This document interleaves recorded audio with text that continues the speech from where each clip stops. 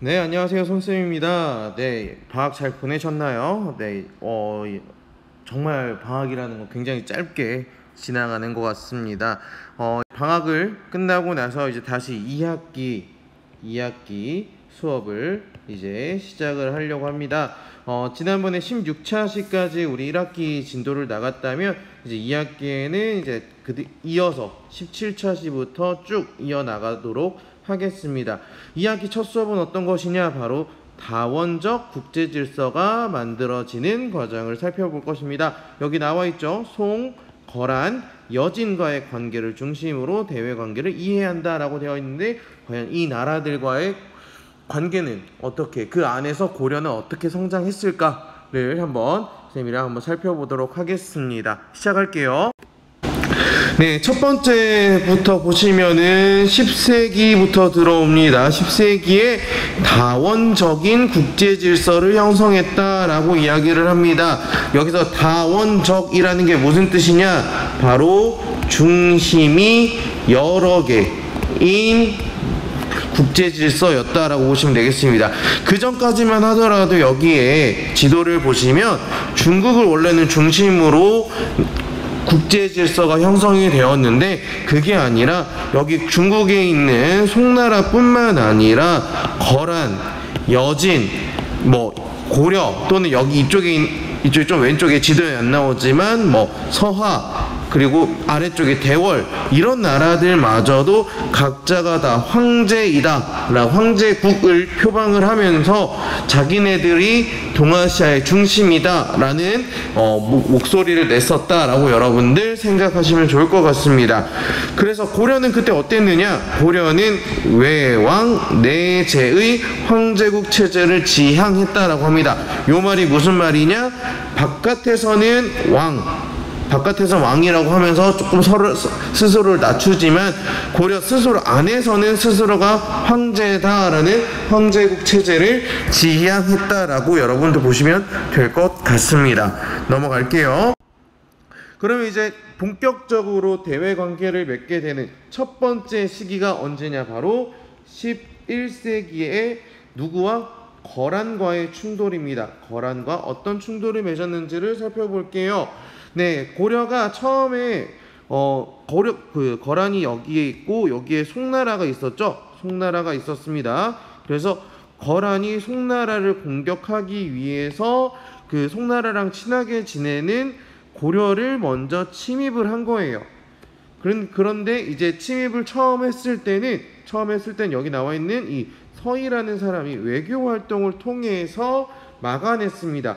요 1번과 2번을 우리는 1차 침입이라고 얘기를 합니다. 그럼 다음 페이지에 2차나 3차도 있다는 거겠죠. 1차 침입 때 서희의 외교 활동을 통해서 고려가 그 거란의 침입을 막아내었다라고 보시면 되겠는데, 어떤 약속을 하면서 돌려보냈는가? 송가 외교단절을 약속하고 심지어 강동 6주라는 땅까지 받았다. 요 강동 6주가 여기 노란색으로 표시되어 있는 요 부분입니다. 교과서에도 나와 있으니까 교과서랑 같이 참고해 주시면 좋을 것 같고요. 소손영이라는 사람이, 이 사람이 이제 거란 사람이고요. 서희가 고려 사람인데요. 소손영이 이야기를 합니다. 그대 나라는 신라 땅에서 일어났고 고구려 땅은 우리 땅인데 쳐들어왔다. 그리고 너네는 송을 섬기고 있다. 그러니까 너희가 땅을 떼어주고 거란에 와서 머리를 조아리면 무사할 것이다 라고 으름장을 처음에 놨습니다. 이거에 대한 서희의 반격은 어떠했는가? 우리는 고구려를 계승해서 나라 이름 고려라 했다. 요 말 틀렸죠. 그리고 땅의 경계를 논한다면, 그렇기 때문에 땅의 경계를 논한다면 그대 나라의 동경, 그대 나라의 수도를 얘기를 합니다. 그것 또한 고려 땅이다 라고 얘기를 합니다. 원래는 압록강유역도 우리 땅인데 여진이 가로막고 있어서 바다를 건너기보다 어렵다. 그렇기 때문에 너희들이 여진 쫓아내주고 우리 옛 땅을 돌려보내면 너희들의 요구를 따라주겠다. 이 옛 땅이 바로 여기 있는 강동 6주였다라고 여러분들 생각하시면 될 것 같습니다. 그렇게까지 말 한마디로 땅까지 얻어내는 그런 외교 전술을 보여줍니다. 네, 넘어갈게요. 그리고 나서 이제 거란이 그만 돌아갔으면 좋겠는데 거란이 한 번 더 옵니다. 고려가 송가의 관계를 계속 유지한다. 끊겠다고 약속했는데 약속 안 지켰죠. 그러니까 다시 온 겁니다. 그러니까 알았어, 우리 다시 한번 외교를 약속을 할게. 그래서 철수를 하게 된다라고 여러분들 생각하시면 될 것 같습니다. 거란이 2차 침입 때는 거란이 많이 화가 났어요. 왕이 피난 갈 정도로요. 근데 다시 한번 더 이제 거란과 외교를 약속하고 철수를 합니다. 그랬더니 참 거란이 한 번 더 와요. 왜? 또 안 지켰으니까. 근데 그렇게 시간을 벌면서 강감찬이 가만히 있지 않았겠죠. 귀주에서 대첩으로 크게 승리하면서 거란이 더 이상 고려에 다가오지 못하게 되는 귀주 대첩이 있었습니다. 그로 인해서 거란은 더 이상 고려를 칠 생각하지 않고 다원적인 국제 질서를 11세기까지는 유지하고 있었다라고 하는 겁니다. 이해하시겠죠? 넘어갈게요. 자, 그리고 나서 시간이 지났습니다. 여진과 금이 나오는데요. 이 시기는 100년이 지난 12세기의 이야기였다라고 여러분들 생각하시면 좋을 것 같아요.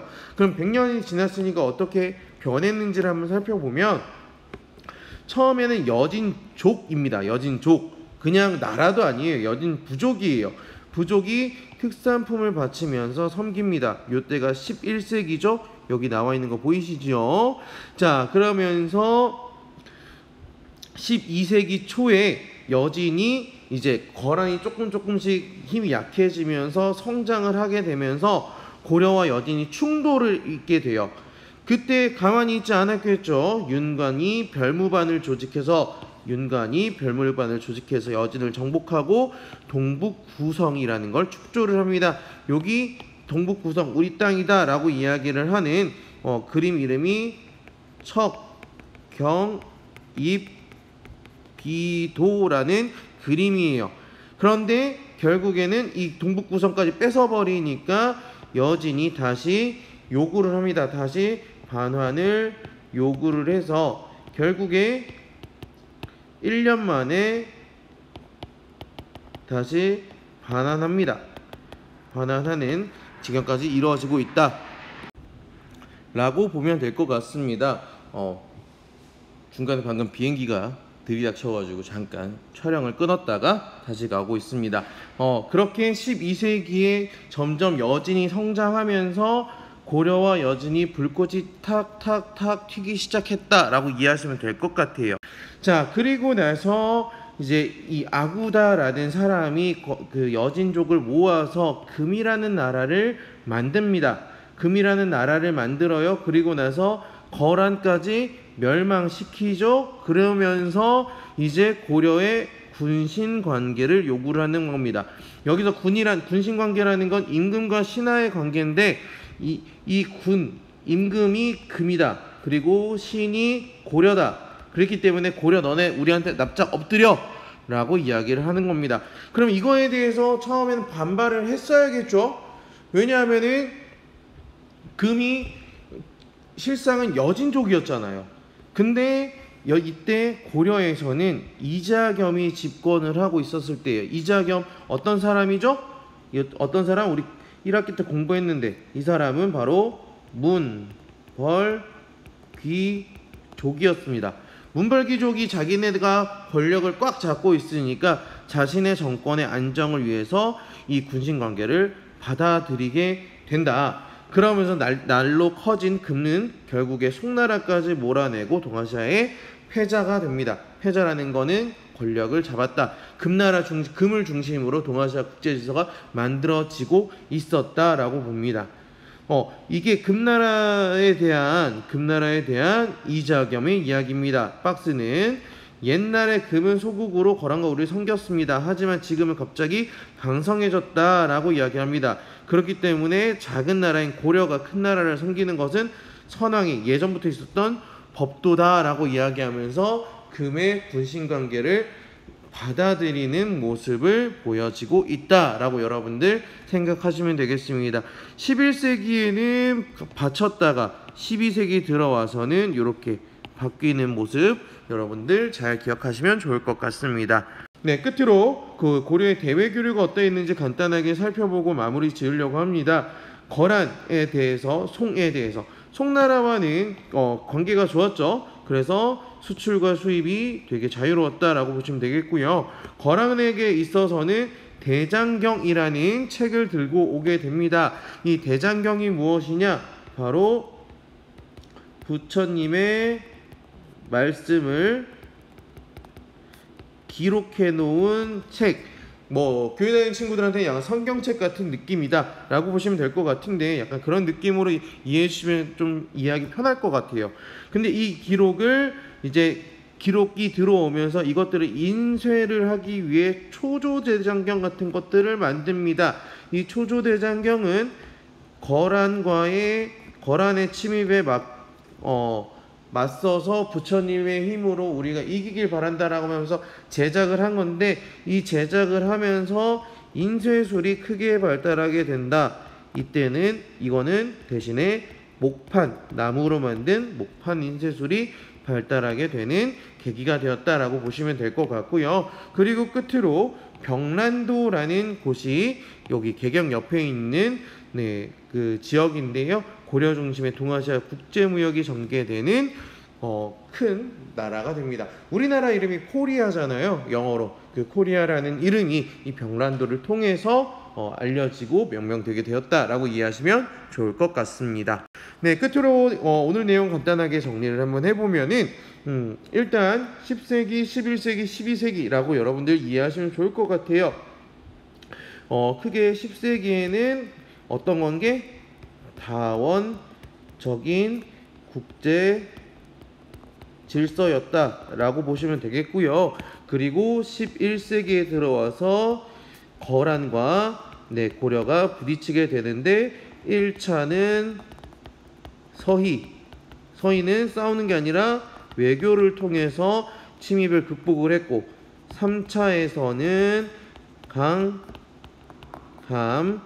찬이 뭐해서? 귀주 대첩이 중요하다라고 여러분들 이해하시면 좋을 것 같습니다. 자꾸 비행기가 왔다 갔다 해서 촬영을 했다 끊었다 하고 있네요. 12세기에 들어와서는 여진과의 대립이 있었는데, 첫째로 여진족이었을 때 윤관이 동북 구성을 차지했다. 나중에 반환하긴 했지만요. 하지만 여진이 나라 이름을 금으로 바꾼 다음에 사대를 요구하자 누가? 이자겸이 이거를 받아들였다까지 여러분들 이해하시면 좋을 것 같습니다. 이런 스토리까지 여러분들 이해해 주시면 좋을 것 같고요. 네, 간단하게 고려의 국제질서를 살펴봤습니다. 다음 시간에는 간단하게 설명드리면 이제 13세기 누구와의 관계? 바로 몽골과의 관계를 한번 살펴보도록 하겠습니다. 고생 많으셨습니다.